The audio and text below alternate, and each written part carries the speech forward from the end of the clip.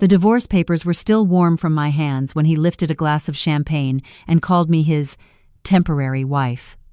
The room laughed. Crystal clinked.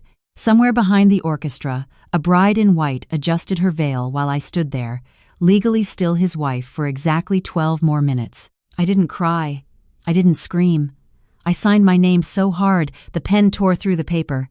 3 hours later, I was sitting alone in my car outside a 4-hour pharmacy, staring at 2 faint pink lines trembling in my grip. His wedding ring was already on someone else's finger. He thought I would leave quietly. He thought I was the temporary one. What he didn't know was that I wasn't walking away alone. If you enjoy emotional and dramatic stories like this, make sure to subscribe to the channel right now so you don't miss the next episodes. Every subscription motivates us to keep bringing you better stories every day. And now we're curious. Where are you watching from? And what are you doing while watching this video? Tell us in the comments. We'd love to know where our viewers are around the world. I signed the contract in a room that smelled like leather and polished wood, the kind of room built to make decisions feel smaller than they are. The lawyer didn't look at me when he slid the final page across the table. My name was already printed there, neat and confident, as if it had agreed before I did. 3 years. Public appearances. No personal claims beyond what was outlined. Absolute confidentiality. My eyes moved down the page slowly until they caught on a single line near the bottom. In the event of pregnancy, all financial provisions become void. My thumb pressed against the edge of the paper. I read it again. Slower this time. Across from me, he sat with one arm resting on the table, jacket open, expression steady. Not tense, not emotional, just composed. "Don't confuse this with marriage," he said, almost gently. I nodded, though something inside me tightened. I thought about my mother's house, about the red final notice on the kitchen counter, about the way she tried to fold the letter small enough to make the debt disappear. This was why I was here. Not for love. Not for him. I picked up the pen and signed. He signed right after me without rereading a single clause. That unsettled me more than the pregnancy line. By late afternoon, a judge declared us husband and wife in a quiet courtroom that smelled faintly of dust and old files. Outside, cameras flashed. His hand settled at the small of my back as we stepped forward together, firm enough to guide, light enough to look affectionate. That night, at the reception dinner, crystal glasses chimed under soft lighting. His mother stood to speak, her diamonds catching every reflection in the room. "What matters," she said, her eyes resting on me a second too long, "is stability." I smiled on cue. He kept his hand at my waist as guests approached, fingers pressing slightly when I laughed at the right moments. He introduced me as his wife without hesitation. No one in that room knew there was a countdown already attached to us. When we returned to the estate, the staff had arranged my suitcase neatly in the master bedroom. My dresses hung beside his suits as if they had always belonged there. He removed his watch and placed it on the dresser. "You can take the left side," he said. It wasn't unkind. It just wasn't intimate. I stood in the center of the room, listening to the silence. This house didn't creak. It didn't shift. It felt sealed. I read the clause. I heard myself say. He paused slightly. "Which one?" "The pregnancy one." A small flicker crossed his face before it disappeared. "It keeps things uncomplicated," he replied. Uncomplicated. The word lingered between us. He disappeared into the bathroom, and the shower started, water hitting tile in steady, indifferent rhythm. Later, when his breathing had settled into sleep, I slipped out of bed and walked down the hallway. His office door was slightly open. I stepped inside, drawn by something I couldn't name. Everything was arranged with precise order files aligned, desk untouched, no trace of disorder. Against the wall was a built-in safe. I don't know why I tried the handle. It opened without resistance. Inside were documents stacked carefully. On top was our contract. Beneath it was another file, dated 3 years earlier. I pulled it out slowly. A woman's name stared back at me. The structure was identical. The clauses were the same. And near the bottom, the same line about pregnancy. Her signature curved across the page. His name sat beneath it. My chest felt tight, not from jealousy, but from recognition. I wasn't the first arrangement. I wasn't the first solution. A soft shift of wood sounded behind me in the hallway. I held the paper in my hands, still not turning around, because in that moment, before I faced him, I understood something no clause had spelled out. Temporary didn't mean special. It meant replaceable. Temporary did not mean rare. It meant I was standing in a place someone else had already stood. When I heard his voice behind me in the office, I did not jump. I had already prepared myself for the possibility that nothing in this house truly belonged to me, not even the silence. He told me I should not be in there, and the way he said it was calm enough to make me feel as though I had violated something invisible rather than broken a rule written down. I turned to face him with the old contract still in my hands, the paper slightly bent where my fingers had pressed too hard, and I realized that what unsettled me most was not that another woman had signed her name before mine, but that the structure of it all was identical, the duration, the clauses, the neat signature at the bottom that looked so certain of itself. He did not deny it. He did not apologize. He simply took the folder from me, placed it back inside the safe, and locked it this time, the click precise and final. He said it had been 3 years ago, and I understood immediately what he was not saying, that 3 years was not just the date on her file, it was the same length assigned to me. When I asked whether it had ended the way it was supposed to, there was a brief hesitation that might have gone unnoticed by anyone who did not live inside the space between his words. He told me it had not. He said she had forgotten what it was, and when I pressed him, he clarified in that steady, controlled tone that it had been a contract, nothing more. I lay awake that night with my back to him, staring into the darkness of a room that still felt staged, as though I had been placed there for display. I tried to imagine the woman before me, whether she had also measured the distance between their bodies in inches, whether she had convinced herself she could remain detached, whether she had failed. His breathing behind me was even disciplined, almost indifferent, and I wondered if that was practice too. The next day unfolded with a polished normalcy that felt almost cruel. Breakfast was served. His assistant called about an upcoming charity gala in Boston, where we would appear together as a married couple whose photographs would circulate in business journals and society columns.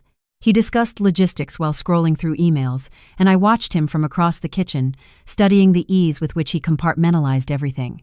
I began to understand that control was not just a trait for him, it was survival. In the afternoon, he left for a board meeting and forgot his phone on the counter. I noticed it only when it vibrated once, then again, the sound amplified by the emptiness of the house. The screen lit up with a name saved as "Do Not Answer." I stared at it longer than I should have, telling myself that touching it would mean crossing a line I had agreed not to cross. But when it rang a third time, curiosity outweighed dignity.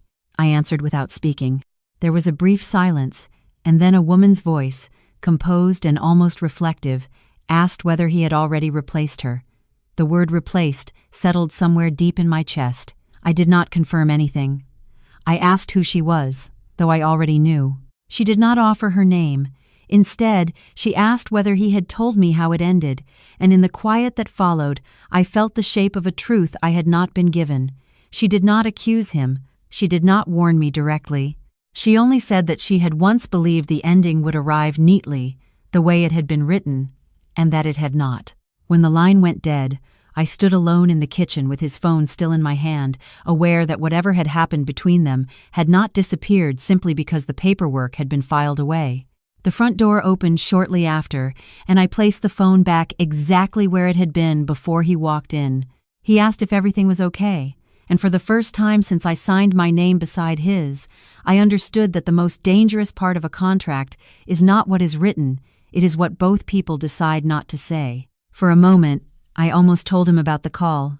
He was still standing in the kitchen, loosening his tie, watching me with that measured calm that made it impossible to tell whether he sensed anything shifting beneath the surface. I said I was fine, and the word felt like a small signature added to a document I had not fully read. After that night, something quiet settled between us, not distance exactly, but awareness.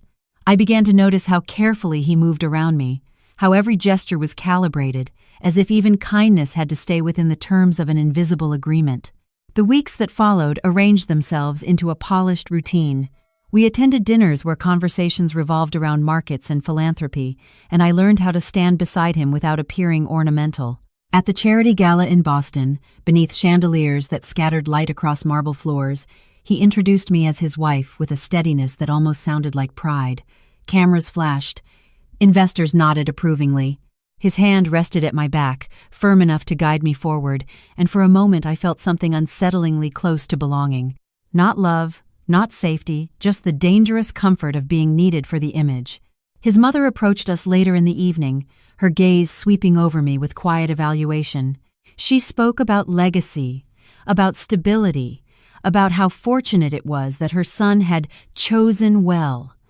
I wondered what she would say if she knew choice had very little to do with it.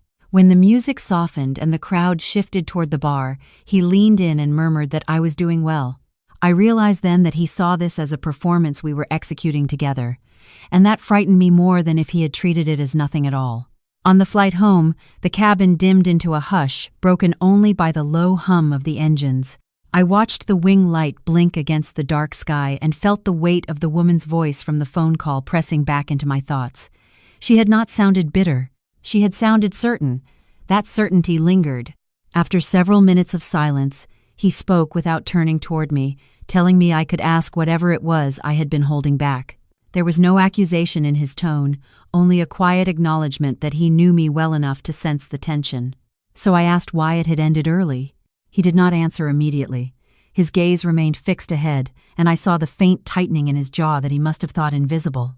He said she had wanted more than the arrangement allowed, and that the moment expectations shifted, the structure failed.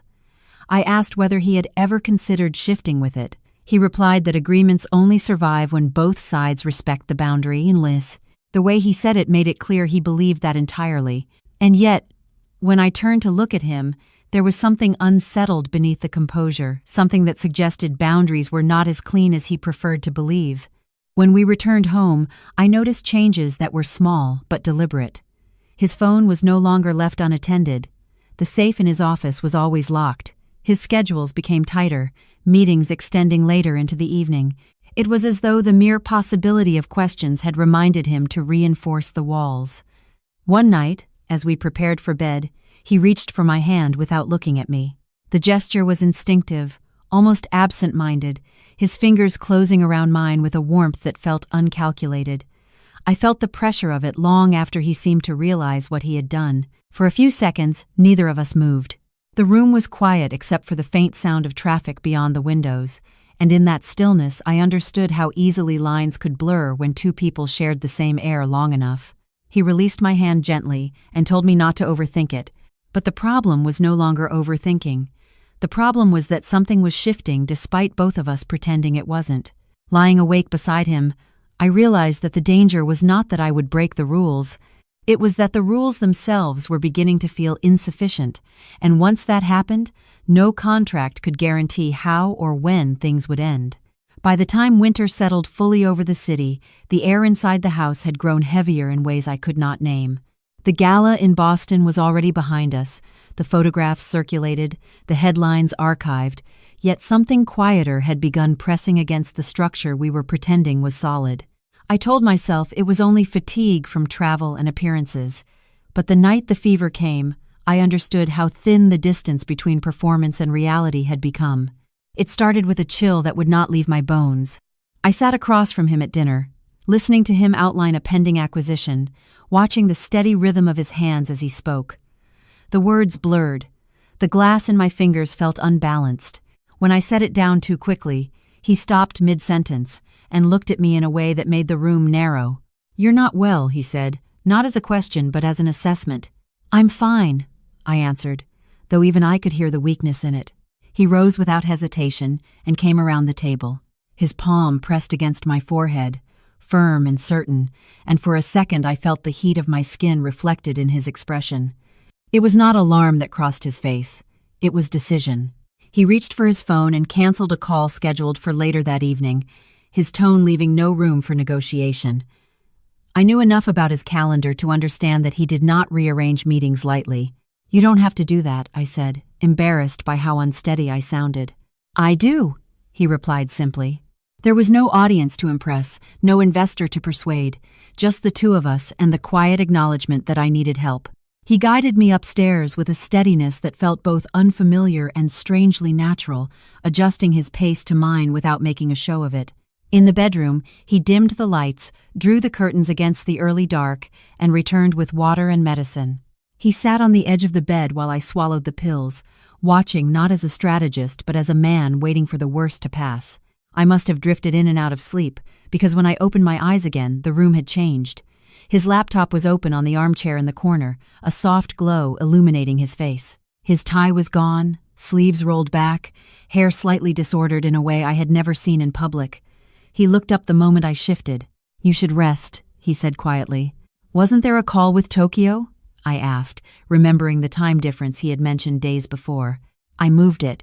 The answer came without pride, without explanation.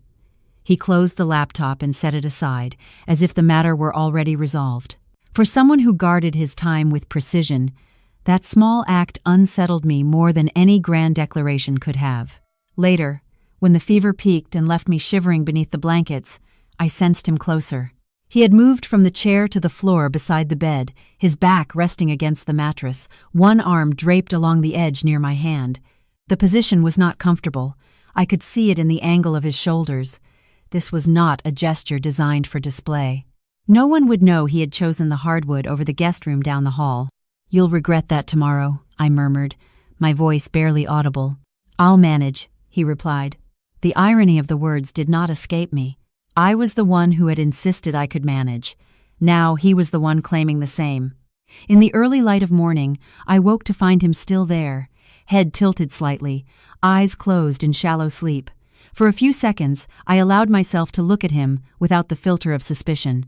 Whatever had ended his previous arrangement early, it had not erased his capacity for this kind of quiet devotion. That realization frightened me more than the fever had. When he stirred and saw me awake, relief flashed across his face before composure replaced it. "You're better," he said. "Yes." He stood, smoothing his shirt, reassembling the version of himself the world expected. "I have an early meeting." Of course he did. The structure was still standing. Before he could turn away, I reached for his wrist. The contact was brief but deliberate. "Thank you," I said. He held my gaze for a moment longer than necessary, something unspoken tightening the space between us. Then he left the room, and I lay back against the pillows, aware that the real complication was no longer whether I could follow the rules we had agreed upon. It was that I had begun to care whether he did. If you enjoy emotional and dramatic stories like this, make sure to subscribe to the channel right now so you don't miss the next episodes. Every subscription motivates us to keep bringing you better stories every day. And now we're curious. Where are you watching from? And what are you doing while watching this video? Tell us in the comments. We'd love to know where our viewers are around the world. It was that I had begun to care whether he did. That awareness lingered in the days after I recovered, quiet but persistent, threading itself through the ordinary rhythm of our lives. He returned to his meetings, his calls, his late-night reviews of reports, yet I sensed a tightening beneath the surface, as if something external had begun pressing against him again. When he told me he would be out of town for a conference in New York, the explanation was precise, efficient, and entirely consistent with the man I knew. Still, there was a subtle difference in the way he delivered it, too rehearsed, too contained. Later that afternoon, I checked the shared calendar he had once encouraged me to access for scheduling appearances. The New York trip was not there. Instead, there was a block of time marked simply as private dinner, downtown. No city listed, no details. I told myself it was none of my concern. By evening, the unease had grown heavier than reason. I called his assistant, framing the question casually, asking whether I needed to prepare for any media inquiries tied to the trip. There was a brief hesitation before she clarified that the dinner was local, not in New York, and that he had requested privacy for the evening. Her tone remained professional, but the omission of detail said more than anything she offered. I did not accuse her of anything. I thanked her and ended the call. An hour later, I was seated in the back of a car moving through downtown traffic, watching city lights blur against the window. I chose a hotel known not for publicity events but for discreet negotiations, one I had seen referenced in financial articles more than once. If he were arranging something strategic, it would be somewhere like that. The lobby was warm and softly lit, its marble floors reflecting muted gold from overhead fixtures. I paused near the entrance to the restaurant, scanning the tables until I saw him. He sat with the ease of someone accustomed to high-stakes conversations, posture straight, hands folded loosely before him. Across from him was a young woman dressed with understated precision, her composure as deliberate as his. Beside her sat an older man whose face I recognized from business journals, the head of an investment firm that had recently acquired controlling stakes in several struggling companies, including ours. I remained far enough away to avoid notice, positioning myself near a column where I could observe without intruding. Their conversation was measured, respectful. The older man spoke most often, occasionally gesturing toward documents on the table. The young woman listened, offering small nods at intervals that suggested she understood exactly why she was there. Then a waiter approached with a small velvet box and placed it discreetly near the center of the table before stepping back. The older man slid it toward my husband with the casual confidence of someone accustomed to structuring outcomes. My husband did not immediately reach for it. He looked at the box, then at the woman across from him, and finally at the older man. When he opened it, the diamond inside caught the light sharply enough to be visible even from where I stood. It was not presented like romance. It was presented like leverage. The older man spoke again, his tone calm but unmistakably firm. The young woman's expression did not waver, though her fingers tightened briefly around the stem of her glass. My husband closed the box after a moment, resting his hand over it without pushing it away. I felt the air leave my lungs slowly. This was not betrayal in the way I had feared. It was negotiation at a level that required sacrifice measured in more than money. The ring was not a proposal offered in love. It was an instrument placed on the table like any other asset. I left before the dinner concluded. When he returned home after midnight, the house was silent, except for the faint hum of the heating system. I remained in the living room, lights low, waiting without pretending otherwise. He entered, removing his jacket with a composure that would have convinced anyone who had not been watching earlier. "You're still awake," he observed. "I didn't realize I needed permission to sleep," I replied evenly. He paused, studying me more closely now. "What is it?" I stood, closing the distance between us just enough to see the faint imprint where his cufflink had pressed into his wrist. "How serious is it?" I asked. His gaze sharpened. "How serious is what?" "The kind of problem that comes in a velvet box." For the first time since I had known him, he did not respond immediately. The silence that followed was not empty, it was calculated, heavy with acknowledgement. And in that pause, I understood that whatever agreement we had signed was no longer the only contract being negotiated. And in that pause, I understood that whatever agreement we had signed was no longer the only contract being negotiated. He did not rush to deny it. He did not offer a softer version of the truth. Instead, he removed his cufflinks slowly and set them down with a care that felt almost ritualistic, as though restoring order to the surface of things might prevent what was underneath from collapsing. When he finally spoke, his voice was steady, but it carried the weight of someone who had already calculated the cost of every possible outcome. The company, he explained, had expanded on projections that never materialized. Market corrections came faster than expected. Debt ratios tightened. If new capital was not secured before the quarter closed, the board could force restructuring. He did not dramatize it. He listed the consequences, the way he might list quarterly losses, asset liquidation, loss of leadership control, workforce reductions. 800 employees, he added, and although he did not elaborate, I could see in his eyes that this was the part that kept him awake. I asked about the ring, and this time he did not pretend it was symbolic. It was assurance, he said. Permanent alignment. Her father controlled the investment group positioned to absorb the company's exposure, and absorption required more than paperwork. It required a tie that could not be dissolved at the first sign of volatility. Marriage in this context was not romance, it was collateral. When I asked about my contract, he answered with unsettling precision. 13 days. Not approximately 2 weeks. Not soon. 13. He had counted them. He had likely counted them long before I realized I should. The agreement we had signed governed compensation and confidentiality, but the marriage itself required legal dissolution.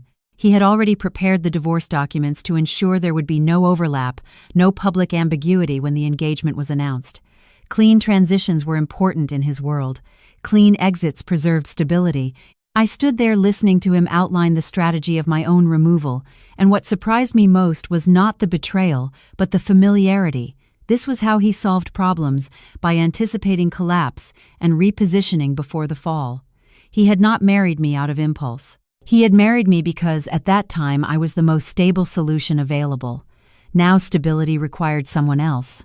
I asked whether she knew about me, and he replied that she knew there had been an arrangement.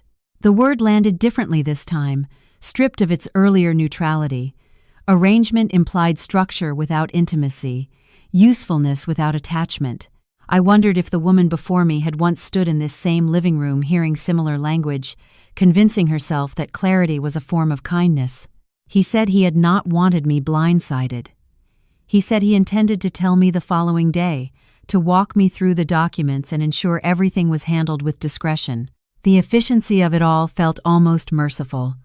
No scandal, no humiliation, just a quiet expiration. I looked at the folder on the table and realized that I was no longer afraid of the contract ending. I had known from the beginning that it would. What unsettled me was the recognition that somewhere between the performance and the fevered night he spent on the floor beside my bed, something had shifted beyond strategy. He might have convinced himself that this was sacrifice for the greater good, but I could see the strain beneath his composure. The permanent alignment he was negotiating would stabilize his company, but it would cost him something less measurable. And for the first time since signing my name beside his, I understood that when this marriage ended, I would not be the only one walking away altered. Temporary. The word did not strike like a blow. It settled instead, quiet and deliberate, as if it had always been waiting for its moment to surface. I stood among people who knew how to applaud without asking questions, who understood that alliances were currency and that sentiment rarely survived the boardroom. The estate glowed under soft exterior lighting, the kind that flattered architecture and concealed hesitation. Glasses clinked. Conversations resumed. The ring on her hand caught the light again as she adjusted it slightly, already accustomed to the weight of it. He had not looked at me when he said it. That detail lodged itself deeper than the word itself. If he had met my eyes, even briefly, I might have recognized something: regret, apology, reluctance. Instead, he offered the explanation the way he would present quarterly earnings. Concise, sufficient, devoid of unnecessary emotion. We had an agreement. It was true. That was the part that made it land cleanly. I felt the shift in the room before anyone addressed me directly. A few glances lingered longer than courtesy allowed, curiosity dressed as sympathy. I held my posture steady, resisting the instinct to shrink or react. If I left abruptly, I would confirm the narrative of disposability. If I stayed too long, I would seem desperate.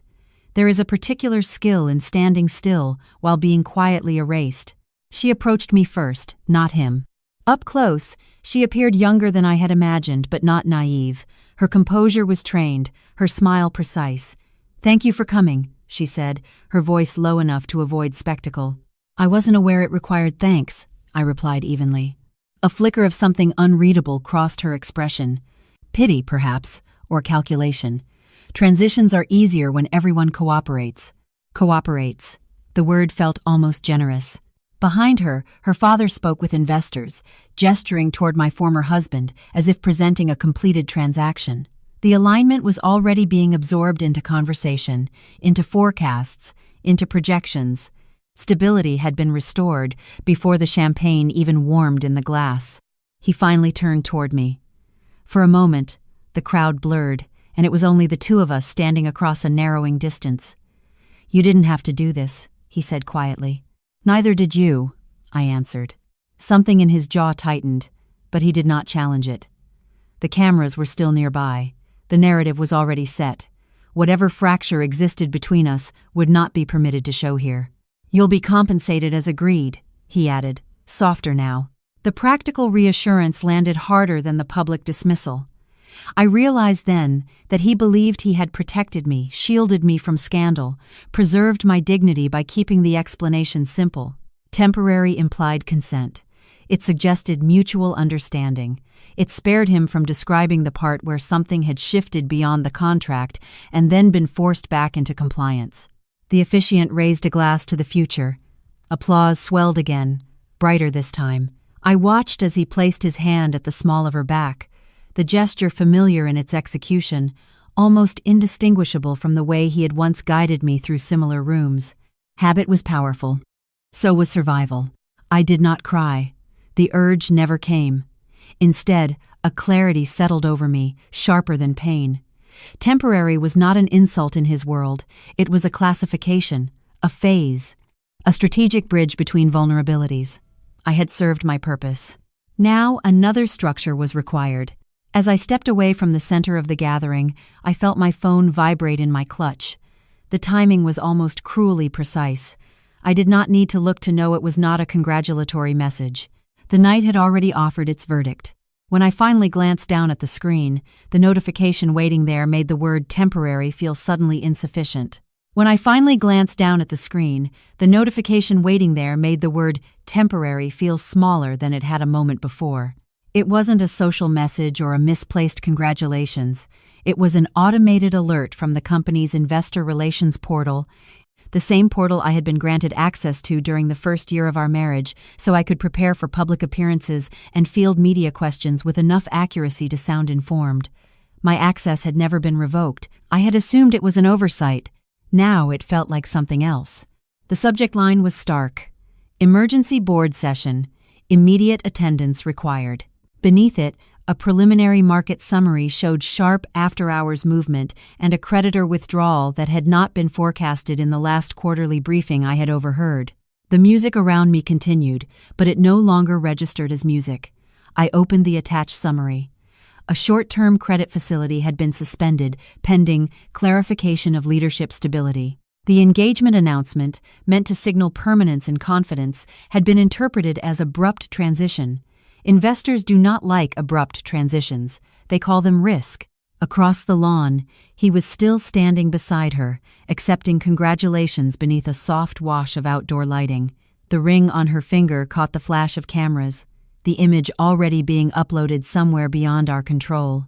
Her father stood slightly behind them, not smiling now, but observing, calculating.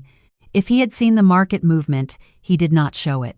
A direct message appeared next, from a senior vice president who had always addressed me with cautious professionalism. "Is he aware?" the message read. "The board is concerned about timing." Timing. That word again. I knew then that the problem was not the numbers alone, it was the sequence. The divorce petition had been signed that morning but would not appear in public record until the clerk processed it, likely within 48 hours. The engagement announcement had preceded that filing by several hours. To outside observers, it looked like overlap. Overlap suggested instability. Instability invited scrutiny. I did not hesitate long. I crossed the lawn with measured steps, weaving through clusters of guests who were already glancing down at their phones. The ripple had begun. When I reached him, I leaned in close enough to avoid attracting attention and held out my phone without explanation. He read quickly. I saw the shift almost imperceptibly, the tightening at the corner of his mouth, the way his shoulders squared, not for photographs now, but for containment. He handed the phone back and thanked me under his breath, the words barely audible. Her father approached immediately. "Everything all right?" he asked, tone smooth but edged. "Short-term volatility," my husband replied, his composure returning in layers. "We anticipated some adjustment. That was not entirely true, and we both knew it." The board alert chimed again, more insistent. If he stayed, the board would interpret it as avoidance. If he left abruptly, the guests would interpret it as crisis. Strategy requires choosing which interpretation is survivable. "You should go," I said quietly.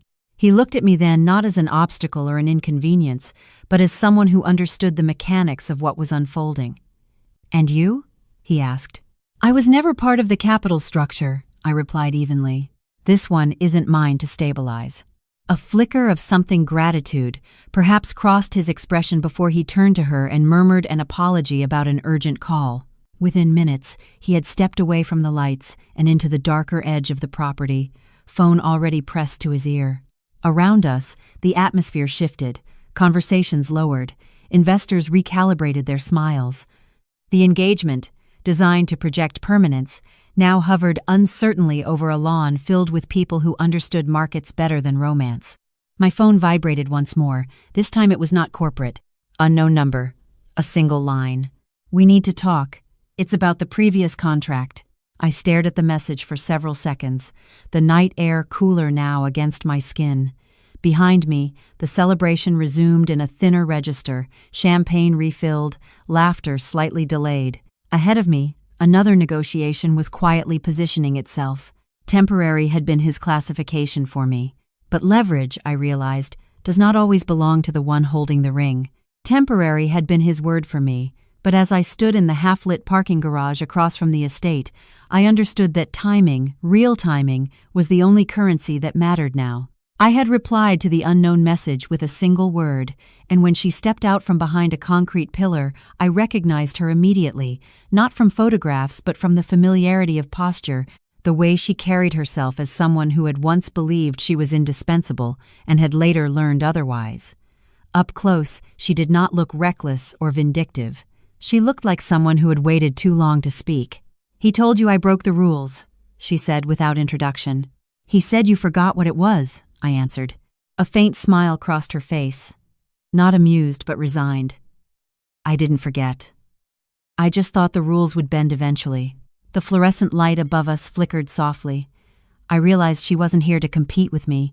She was here because something structural had been buried when her contract ended. She had not been a corporate officer, she explained, but her family had financial ties to one of the lenders who had quietly extended short-term liquidity to the company 3 years ago. The extension had been framed as equity participation, masking exposure the board never fully saw. When her marriage ended abruptly, that arrangement had been reclassified, deferred, absorbed into a new debt instrument that allowed the company to present stability without actually resolving the vulnerability. "He said it was clean," I murmured. "It wasn't," she replied. "It was contained." Contained. The same language he used for risk. She wasn't offering spreadsheets or documents. She was offering context. The emergency board alert I had seen tonight was not random volatility. It was the reappearance of something that had been pushed forward, postponed until a more advantageous alignment could secure it permanently. The engagement announcement had been meant to signal that alignment. Instead, it had accelerated scrutiny. Investors do not reward sudden transitions without clarity. "You still have visibility," she said carefully. "Your access hasn't been revoked."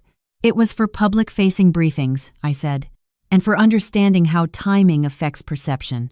She wasn't wrong. The divorce petition had been signed that morning but not yet stamped into public record. Filing becomes visible only when processed by the clerk. Until then, it exists in a narrow window signed, but not public. If the board believed leadership was transitioning before legal dissolution was visible, they would interpret it as instability or worse, impropriety. That interpretation could trigger audit protocols automatically. "You think I can delay something?" I asked. "I think you can choose when information moves," she replied, "and that choice changes sequence." Sequence. That was the lever. If the filing posted before markets opened, the narrative would be orderly. Divorce finalized, engagement announced. If questions reached the board before the filing timestamp appeared, the optics shifted. Not illegal, but reckless. Recklessness invites intervention. "Why didn't you surface this before?" I asked. "I thought he would correct it," she said quietly. "I thought loyalty bought patience." Her answer landed harder than accusation would have. Across the street, the estate lights still glowed, softer now, celebration thinning into strategic conversations. My phone buzzed again, another reminder that the board session required full attendance. He would already be in a call, explaining, stabilizing, promising. "You don't want revenge," I said. "I want exposure before collapse," she replied. The difference mattered. I felt the weight of 13 days compress into something immediate. He had always believed he could control order, marriage, divorce, engagement, capital infusion, each step sequenced to prevent overlap. But sequence requires precision, and precision can be disrupted. "I won't destroy him," I said finally. "I didn't ask you to." We stood there a moment longer, two women who had once occupied the same role under different market conditions. When I stepped back into the night air, the estate no longer looked celebratory, it looked temporary. The filing had not yet posted. And for the first time since he called me that word in front of a crowd, I understood that what he feared most was not exposure. It was losing control of when the exposure happened. It was losing control of when the exposure happened. That had always been the variable he guarded most carefully, the order of events arranged like pieces on a board only he could see clearly. Marriage first, then capital. Divorce signed in private, then filed at the precise hour that would prevent speculation. Engagement announced only after public records reflected dissolution. Sequence was his shield, and for the first time, that sequence rested in my hands. The divorce petition had been signed that morning in his office, witnessed by counsel but held from submission until both of us confirmed final review. His attorney had sent the encrypted filing link directly to my email under the pretense of discretion. Public filings, once stamped by the county clerk, become searchable within hours. He had wanted control of the exact minute the document entered the system, ideally just before markets opened, so headlines would read cleanly: divorce finalized, engagement confirmed, no overlap, no ambiguity. Inside the estate, celebration had thinned into calculation. Investors were checking their phones now, their smiles more restrained. Her father stood apart, speaking quietly into his headset, likely fielding the same alerts that had already reached the board. When he saw me approaching, he ended his call and turned, tension barely concealed. "They're reading too much into it," he said, as if I had accused him of something. "It's short-term volatility." "The board wants confirmation that the filing is already posted," I replied. "It will be," he answered immediately. I held his gaze. "It hasn't been submitted." A flicker crossed his expression, recognition first, then concern. He understood exactly what that meant. "You have the link," he said, keeping his voice low. "Upload it, tonight." There was no command in his tone now, only urgency. "Why didn't you let your attorney file it?" I asked. "Because until both signatures are confirmed in the portal, it doesn't transmit," he said. "It requires dual authentication. We agreed you would finalize." We had. I had barely registered it then, assuming sequence was neutral. Now I saw it for what it was: trust, layered over assumption. "If it doesn't post before the board call ends," he continued carefully, "they'll treat the engagement as a material event without proper disclosure. That triggers governance review. Once review starts, they dig." "Into prior restructuring?" I asked. His silence answered. 3 years ago, he had deferred exposure by reclassifying debt, aligning liquidity with marriage, converting risk into alliance. Tonight's announcement was meant to complete that alignment. Instead, it had highlighted the seams.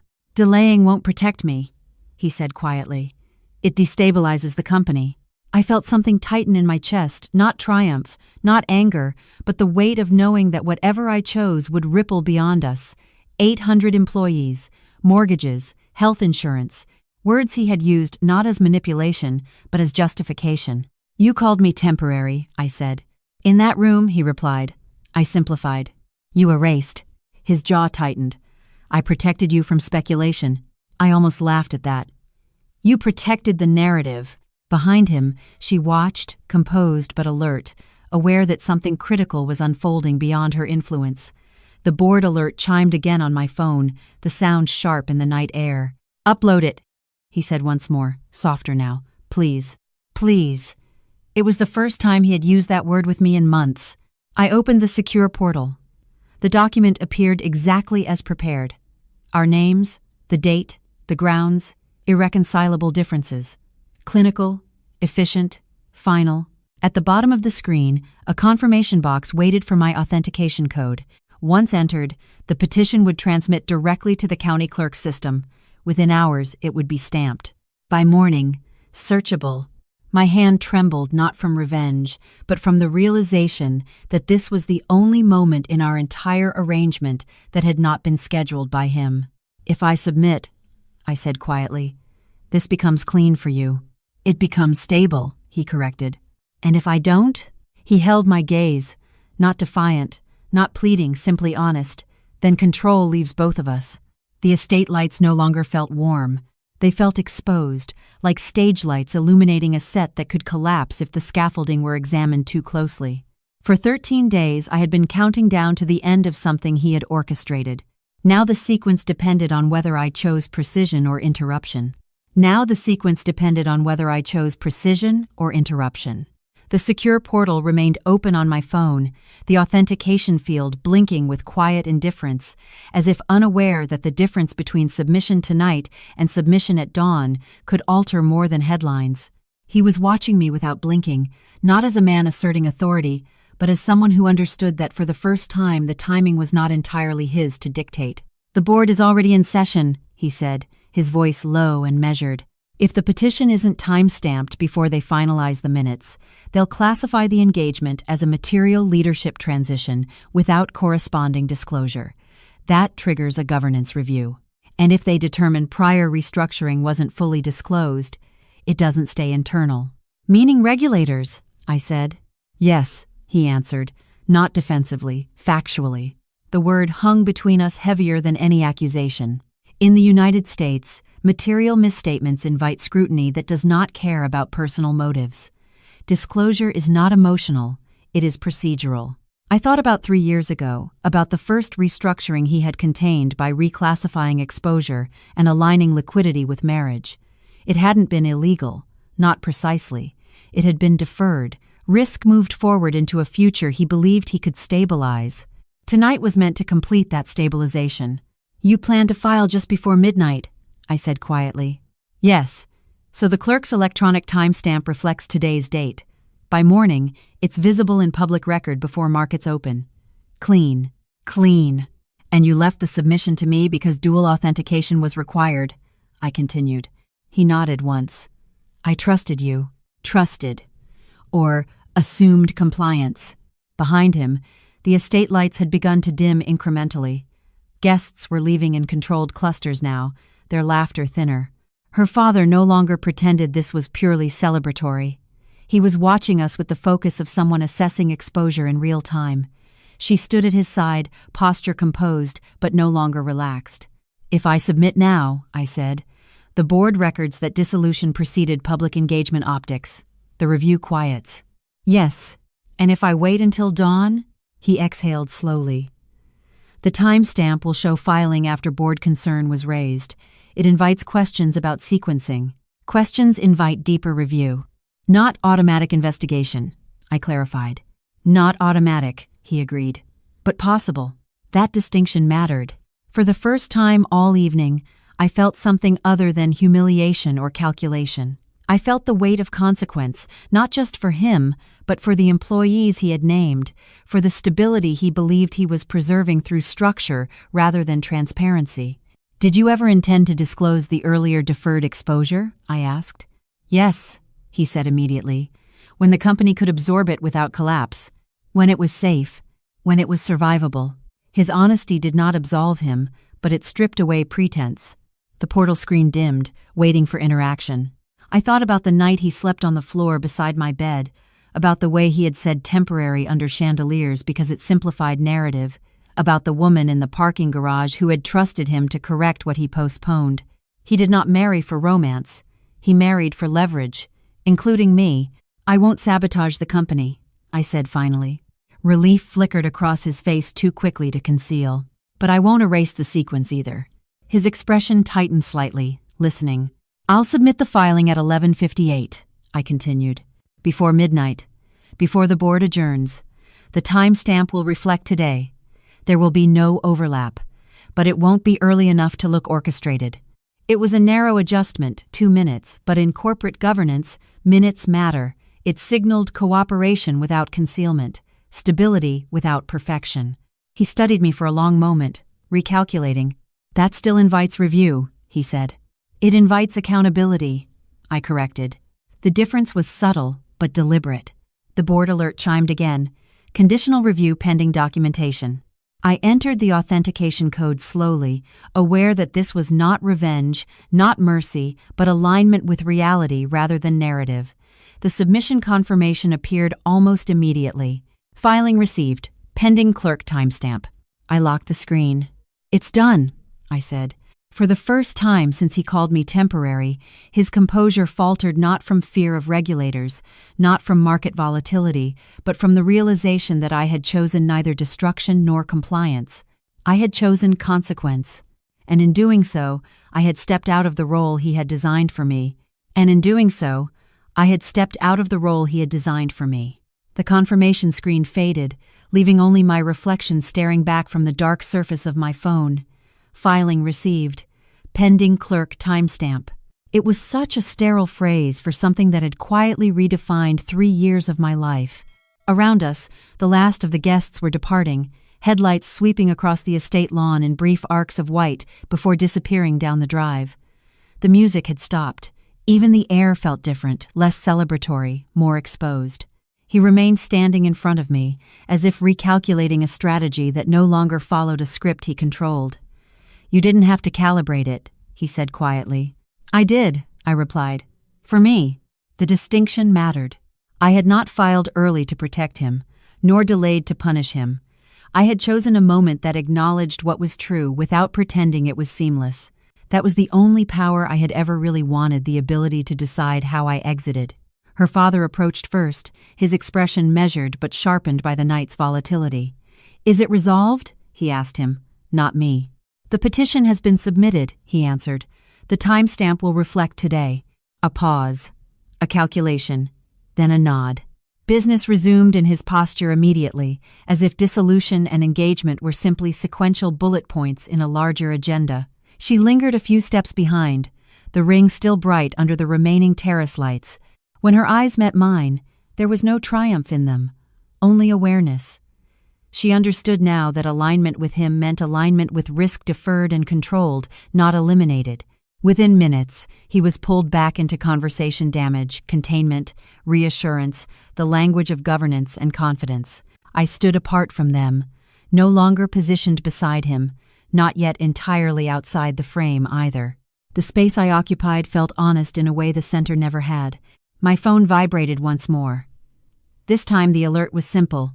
Petition accepted. Public record updated. It was done. No overlap, no ambiguity. Just a line in a searchable database marking the end of something that had never been described publicly as real. I should have felt devastation, or anger, or the urge to demand acknowledgement for the nights and compromises that had filled the years between our signatures. Instead, what settled over me was something quieter and heavier clarity.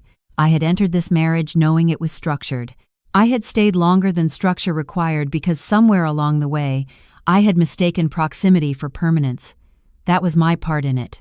He approached me again once the last investor had left, the estate now reduced to staff dismantling glassware and folding linens. Without the audience, without the ring being photographed, he looked almost the same as he had the night he slept on the floor beside my bed. "I meant what I said," he told me softly, "about not wanting you to feel disposable." "I know," I answered. "And yet, I made you feel that way." "Yes." There was no accusation in my tone. Just fact. For a moment, it seemed as though he might say something reckless, something uncalculated, but restraint returned, as it always did. "You'll be secure," he said instead. "Financially." I almost smiled. That was never what I was afraid of losing. He studied me, perhaps realizing too late that the one variable he had never fully accounted for was attachment, the kind that forms quietly even within contracts. The staff began turning off the terrace lights one section at a time. Shadows lengthened across the lawn where applause had echoed only hours earlier. The estate no longer looked like a stage. It looked like any other property returning to silence after an event. "I hope it stabilizes," I said, meaning the company. "So do I," he replied. And for the first time, there was no strategy in the exchange, only mutual recognition of cost. I walked toward the drive without waiting for a car to be summoned, the gravel shifting softly beneath my heels. Temporary, he had called me. Perhaps I had been, but temporary does not mean insignificant. It means transitional. It means something that exists long enough to alter direction before yielding to what comes next. Behind me, the estate lights went dark completely. Ahead of me, the road stretched unlit but open, and for the first time since signing my name beside his, I was no longer counting down to an ending. I was walking into something that belonged entirely to me. The lesson. The most dangerous thing in a marriage is not a contract. It's accepting the role of a solution instead of being someone who is loved. I walked into that marriage fully aware it had terms, structure, and an expiration date. I believed I was mature enough to separate emotion from arrangement. I told myself clarity was safer than illusion. But human beings are not built to live inside a role for too long without paying for it emotionally. He wasn't a villain. He was a man who believed everything could be managed. Risk, reputation, debt, even marriage. He believed in sequence. If you control the timing, you control the damage. If you align the optics, you stabilize the outcome. 3 years ago, he deferred financial exposure. 3 years later, he deferred emotional truth. Both times it was justified the same way, when the timing is right. But right timing is often just a polished way of saying, I'm not ready to face the consequences. The real turning point was not when I submitted the divorce filing. It was when I stopped allowing someone else to determine the rhythm of my life. When you agree to be temporary in someone else's world, understand this. At some point, they will begin to believe you are. Advice for the audience, especially those over 35. 1. Do not confuse stability with emotional safety. A marriage can look stable, financially secure, socially polished, strategically aligned, and still be emotionally unsafe. 2. Do not wait for the perfect moment to tell the truth. In families, postponed truth always returns with interest. 3. If you feel managed instead of cherished, pay attention. Love does not operate like a public relations strategy. C. Self-respect matters more than winning.